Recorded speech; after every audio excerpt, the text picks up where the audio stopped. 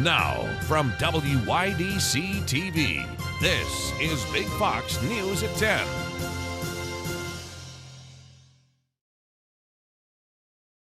Good evening, I'm Anna Manuel. Frank James faces up to life in prison if convicted. Lauren Blanchard has details on the manhunt that led to his arrest. My fellow New Yorkers, we got him. After an intense, nearly 30-hour search, New York police have taken 62-year-old Frank Robert James, the suspect in Tuesday's Brooklyn subway shooting, into custody. We were able to shrink his world quickly. There was nowhere left for him to run. James will face federal charges, including one for a terrorist attack on mass transit. Police say he shot 33 rounds into a crowded subway train and set off smoke canisters before the 9mm handgun miraculously jammed. 10 were shot, dozens were injured. James was picked up in Manhattan's East Village after a frantic search. Police sent emergency alerts to phones in the area asking for tips and offering a $50,000 reward. It worked. I see the people walking behind him and he have like bag, small bag. I don't know what he have inside. He bought it in the floor. I was thinking he's gonna do something here. Investigators are still trying to determine a motive, now looking into his social media postings. According to police, James has a long history of run-ins with police. The attack also raising questions about subway safety. Mayor Eric Adams is not ruling out installing new technology. Some commuters say despite the concerns, they'll keep taking the subway. Of course, I'm a little more anxious. I'm a little anxious, but it's not going to stop me from taking the subway. Police say it is an active investigation and James could face up to life in prison if convicted. In Brooklyn, New York, Lauren Blanchard, Fox News. Corning police are warning residents of a new scam disguised as a police fundraiser. The department says that numerous residents have received packages from a group called Citizens Behind the Badge, which claims to raise money for the Corning police. Residents who get fundraising requests are reminded to check the group's authenticity to make sure it's legitimate. First responders were called to Mainsburg after reports of a fire at a maple syrup barn. The fire started while an evaporator was cooking syrup, according to initial reports. Fire crews from Blossburg, Mansfield, and Wellsboro were on the scene to fight the flames. No injuries were reported as a result of the fire. The Chemung County Legislature approved $700,000 in grants for pandemic recovery programs. The money comes as a result of the American Rescue Plan. Grants will be distributed through 2 new programs, one for local businesses and one for agriculture. Chemung County Executive Chris Moss will oversee the new grant programs, with applications being made available to local businesses in the coming months. The Biden administration will extend the nationwide mask requirement for public transit for at least another 2 weeks. The CDC is extending the order, which was set to expire on Monday. A CDC spokesperson says there's been a rise in COVID-19 cases since early April, and out of an abundance of caution, they're extending the mandate so they can assess the impact as cases rise in parts of the country. The TSA has decided to keep the mask mandate in place through May 3rd. Now to the latest in Ukraine. Ukraine's president goes on another diplomatic blitz as the country awaits another offensive from Russia in the east. Alex Hogan has more from Lviv, Ukraine. Ukrainian officials say the shelling is relentless as Moscow targets cities in the east on day 49 of the invasion. In the hard-hit city of Kharkiv, the attack sparked a massive fire and destroyed buildings next to the passenger terminal of the city's airport. With evidence growing that Russia is deliberately targeting civilians, President Biden used his strongest language so far, saying Moscow's actions in Ukraine now amount to genocide. Yes, I call this genocide because it becomes clearer and clearer that Putin is just trying to wipe out the idea of unity between Ukraine. But it's still not clear if the president was making a foreign policy shift. The U.S. is legally obliged by the UN Charter to intervene if it's determined that genocide is taking place. But it could take weeks of investigations to confirm that. Meanwhile, Ukrainian President Volodymyr Zelensky is praising President Biden, saying the evidence of war crimes is now overwhelming. There are villages which were left with almost no inhabitants. Hundreds of children have become orphans, and we do not know the exact number of victims yet. Meanwhile, we're bracing for a major Russian offensive in the east that could kick off any day now, and experts say this battle will be more difficult for the Ukrainians. If the Russians learned the lessons of their failure so far and could concentrate more force, they might start to overwhelm the Ukrainian positions. The Kremlin said on Wednesday it categorically disagrees with President Joe Biden's use of the term genocide. In Lviv, Ukraine, Alex Hogan, Fox News. President Biden visited a biofuel facility in Iowa. Poet is the largest producer of first-generation corn ethanol in the country, producing about 150 million gallons of bioethanol yearly. The president announced a step to lower gas prices by waiving rules that restrict ethanol blending. But the Environmental Protection Agency is planning to issue an emergency waiver to allow E15 gasoline that uses more ethanol from homegrown crops to be sold across the United States this summer in order to increase fuel supply. The battle over abortion rights continues taking center stage in the national spotlight, with 2 states taking very different stances on the medical procedures. Kevin Corke has more on the new laws and the stances they're taking. Oklahoma Republican Governor Kevin Stitt signing a new law Tuesday banning all abortions in his state unless deemed necessary for medical emergencies. The controversial law set to go into effect this summer unless blocked by a court, and would result in abortion providers facing either a $100,000 fine, 10 years in jail, or both. Oklahoma consistently has one of the worst maternal mortality rates in the country.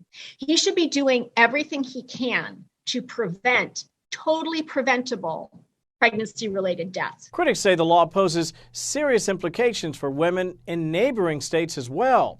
After Texas passed its near-total ban on abortions last year, Planned Parenthoods in Oklahoma reported a 2,500% increase in women from Texas going to the Sooner State for the procedure. But now that's all expected to end. We want Oklahoma to be the most pro-life state in the country. At the opposite end of the spectrum, Michigan Democratic Governor Gretchen Whitmer filed a lawsuit last week seeking to make abortion a, quote, protected right in Michigan's state constitution. It is hard on our patients and for anyone who may need an abortion to not know if they could wake up tomorrow and not have access to health care. Michigan is one of 8 states with an unenforced abortion ban. Governor Whitmer's lawsuit is a preemptive measure meant to protect access to abortions in case the Supreme Court ever overturns Roe v. Wade. I'm Kevin Corke, Fox News. Rain could be moving into the Twin Tiers soon. Todd Nelson will join us with your forecast. Plus, Jamie Holmes will join us with more news. Stay with us. Here's your local stock market update from Big Fox.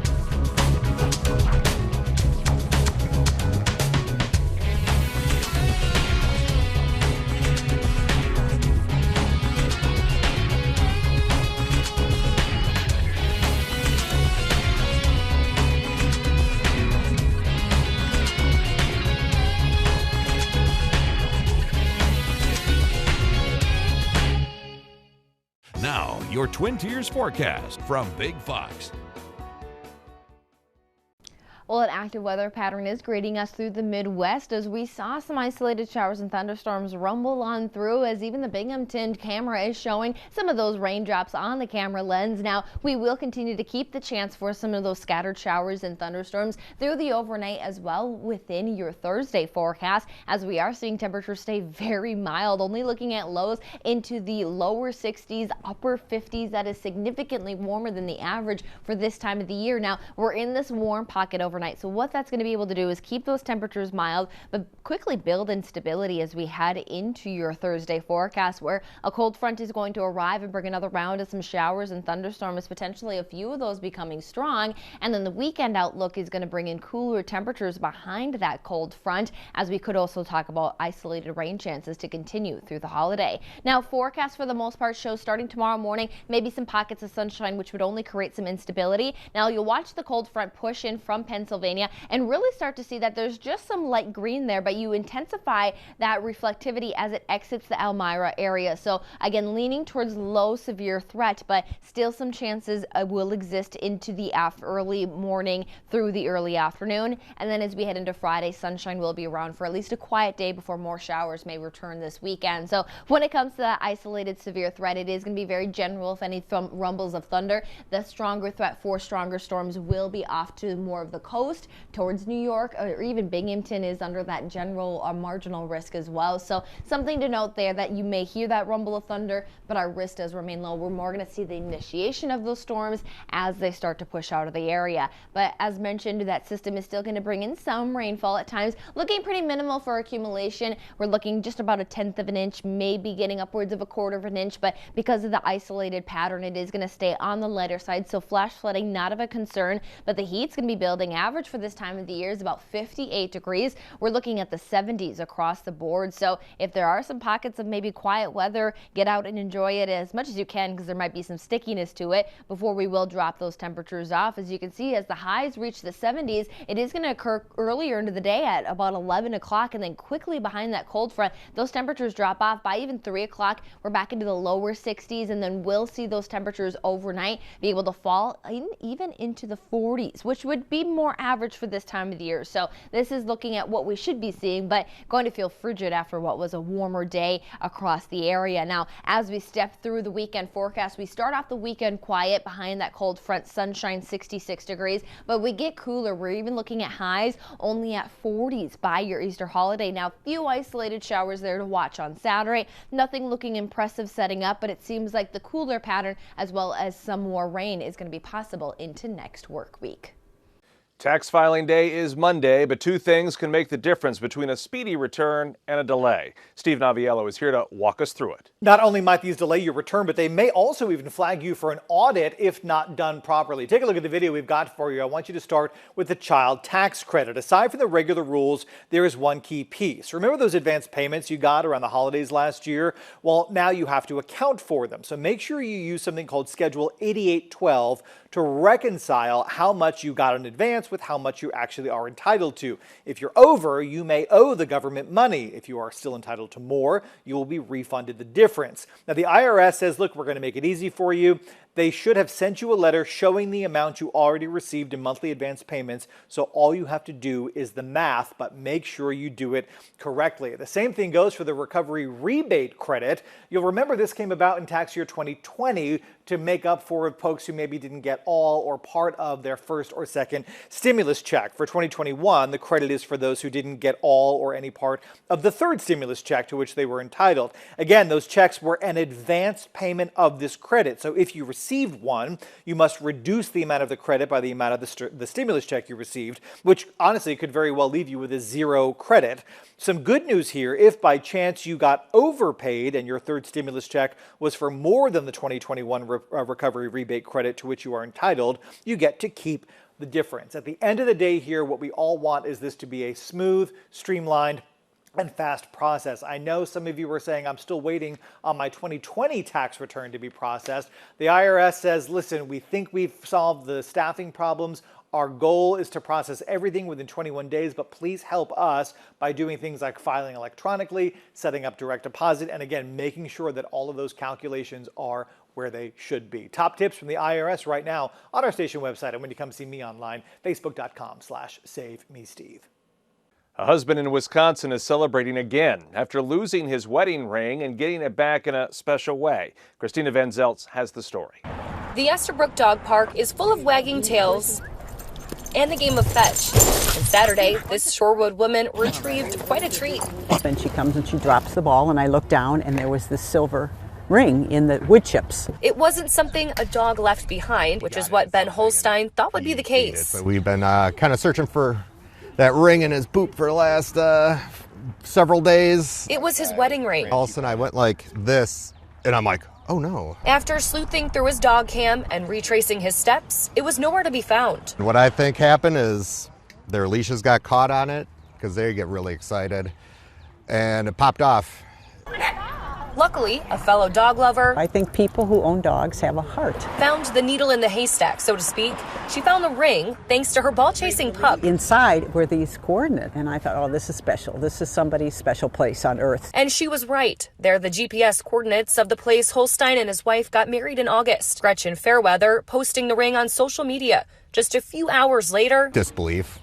I'm like, no way. Thank you so much. The two were connected. A miracle thanks to the power of social media. Honestly, I don't know how we would connect otherwise.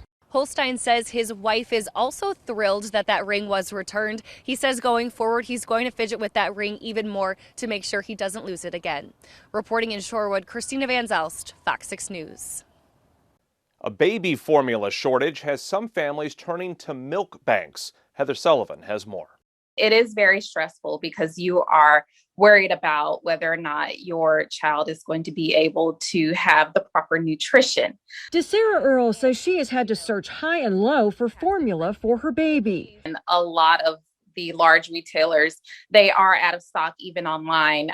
So that forces us to go into stores. And you may find a can or two here and there. Supply chain issues were already slowing down shipments of formula when Abbott had to recall Similac, Alimentum, and Elecare powdered infant formula after 2 babies died and several became sick. Hospitals and NICUs are feeling the shortage too. We have mostly ready to feed anyway in the NICU, and we use a lot of donor milk from the Mother's Milk Bank of Houston. We also happen to be like a donor depot where parents can bring milk here. And they worry how parents are managing at home. It is a worry because we don't want, parents diluting the formulas or, something like that, trying to make the formula go further because then we'll see nutritional deficiencies. More parents are turning to milk banks where donated human milk is pasteurized, but donations declined in the pandemic. The difficulty, though, is that our own milk donors declined by 30% over 2021. So we're now feeling that pain at a time when, because of formula recalls, because of increased demand across hospitals, because of the knowledge of what a difference human milk makes for babies who are medically fragile, we have a 10% increase in demand. Milk banks are urging nursing moms to donate. Every healthy lactating mother has the ability to be a super mom, to pump a little extra and save some lives, and we're asking them to contact us today. High gas prices are leading some people to look at other kinds of transportation options. Electric cars are one alternative, but some people are now turning to electric scooters. Austin Westfall's in Charlotte, North Carolina, where he spoke to the owner of a booming e-scooter shop. Most people are familiar with the rentable e-scooters that you see on the street, but we're talking about people that are buying their own personal e-scooters. We spoke with a scooter repairman who says that business has been very busy. The popularity of micromobility it's surging right now. Nicholas Corbin Smith owns Queen City Scooters. He says the scooter market was already booming, but gas prices are causing an even bigger boom. And he says that means big business for a shop selling new scooters and repairing old ones. If I were to put a number to it, I would say that it's increased tenfold. Corbin Smith says most people buy their scooters online. It's free shipping and it's free return, so it's pretty convenient. Dylan Siebert bought his scooter 8 months ago, not because of gas costs, but because of parking prices at his job downtown. We pay $120 per month. So he got a $360 scooter. Without the parking fees, he says it paid for itself in 3 months. Scooter company Bird is best known for rentals, but it also sells renewed scooters for about $400 online. The company says national sales have increased 60%, and website traffic was up 30% in the weeks right after the initial spike in gas prices. You can maneuver through the whole city without having to wait on the bus, the light rail. Jairo Vargas got his scooter about 3 months ago. He says between gas, parking, and public transit costs, he's saving a pretty penny. I would say around like $150 a month. And why not just buy a bike, you might ask? Well, in Vargas's case, he says that he does not want to do a hot, sweaty bike ride before and after work, so that's where the e-scooter comes in handy. In Charlotte, Austin Westfall, Fox News. We want to leave you with a smile, a sweet collaboration for golfers everywhere. In celebration of the Masters Golf Tournament last week, Adidas launched a limited edition golf shoe inspired by Waffle House. The Georgia-founded restaurant chain's namesake dish is seen everywhere, from the waffle pattern on the shoe itself and colors inspired by butter and maple syrup. The shoe is sold out on Adidas' store, with prices on the secondhand market now asking for more than $400. That does it for us, everyone. Thanks so much for watching.